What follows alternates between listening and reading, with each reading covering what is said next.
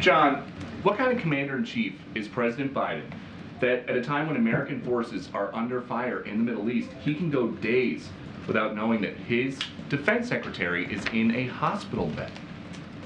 Peter, there's a lot to your question, so I want you to bear with me for just a second.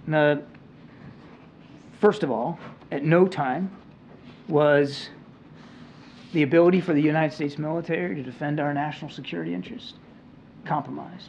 Why should we believe anything that this administration tells us about anything ever again? But we all recognize that this didn't unfold the way it should have on so many levels, not just the notification process up the chain of command, but the transparency issues. We all recognize that. And I think we all want to make sure we learn from that. It's up to you and your colleagues, and it's up to the American people to determine, how much they're going to ascribe what happened here to our credibility on every single issue. But in every way, Secretary Austin has been an exceptional defense secretary, and he still has the full faith and confidence of the commander-in-chief.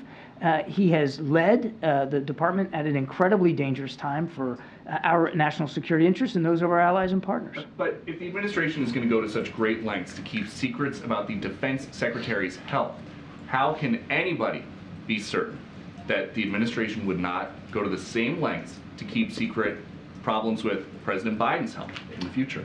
If you could logically argue, and you can't, but if you could logically argue that He's 81 years old. Wait a second.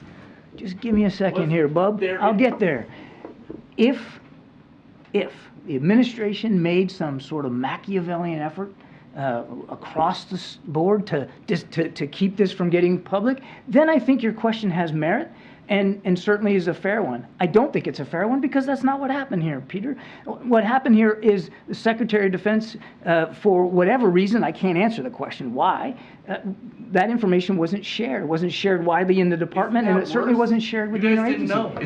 It's not good. It's certainly not good, which is why, again, we want to learn from this. We want to make sure that it doesn't happen again.